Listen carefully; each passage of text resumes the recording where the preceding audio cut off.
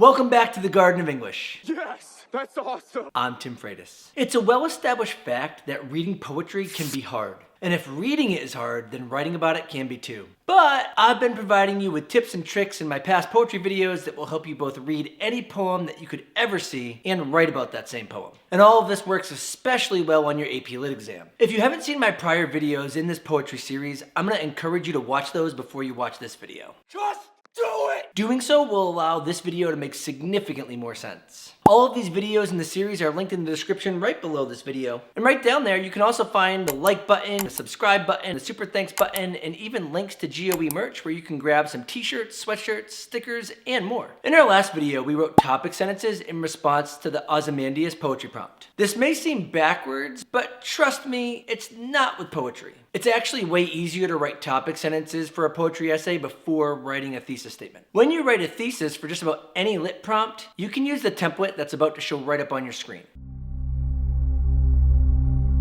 Now, you may notice that there are essentially 3 moves in that thesis template. The first move prompts you to directly include poetic elements. The second move asks you to include textual understandings based on those elements. And the third move requires you to include a universal insight. But before we apply this template to the Ozymandias prompt, you need to know that this is just a template. You can mold the template to meet all of your needs and preferences. For example, you may have a teacher that doesn't want you listing poetic elements in your thesis statements. That's okay. Or you may not like to include them yourself, so you would want to adjust the template to take that section of it out. You'll have to reword things a little bit though. Or sometimes, like in the case with the Ozymandias prompt that we're responding to, which remember is linked conveniently in the description below this video, you might have a prompt where you'll be asked to comment on how the poem answers something thematic instead of something directly related to the speaker of the poem, or the conflict in the poem, or the speaker's attitude. When this happens, you would have to adjust the template by taking out the middle textual understanding section. And that's what we're going to do here. If you want to know more about adjusting the thesis template and seeing how it can work for every lit paper you could ever write, especially on exam day, you want to check out the video that looks like this. And of course is linked in the description. Anyway, since our particular prompt asks us to analyze how Shelley uses literary elements and techniques to explore the complex relationship between power, pride, and the passing of time, we are going to fill the literary and poetic element section of the template and the universal insight section of the template, making adjustments as needed. To fill in the first part of my thesis, I'm going to put my title, author, and genre in there, and I'm going to include my literary elements from my first 3 topic sentences that I already wrote for this poem. Remember, I went over how to do this in my last video, but I'm going to have those topic sentences pop up right now just to jog your memory.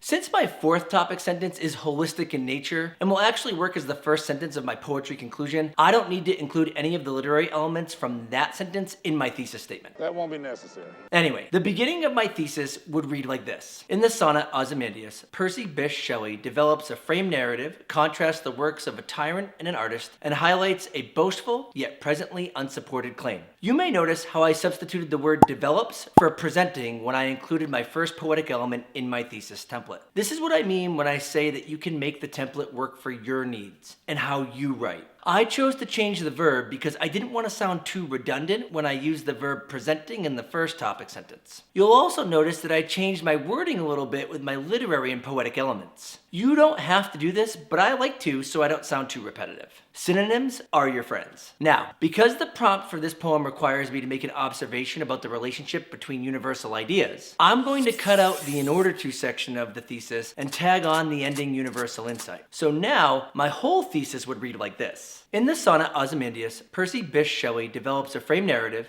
contrasts the works of a tyrant and an artist, and highlights a boastful, yet presently unsupported claim, ultimately illustrating that though kingdoms may fall at the hands of time, the communicative power of an artist's creative talents will not. And if you are the type of person who doesn't like to include literary or poetic elements in your thesis statement, your thesis statement will probably look something like this. In the sonnet Ozymandias, Percy Bysshe Shelley illustrates that though kingdoms may fall at the hands of time, the communicative power of an artist's creative talents will not. Notice that I ditched the in order to and the ultimately and changed the illustrating to illustrates. I had to do this so that all of my thesis would make sense. Folks, you have the freedom to mold these templates to fit your writing needs and style. You also have the freedom to choose to watch the video that's about to pop up on your screen so you can learn about integrating quotations in your poetry essay.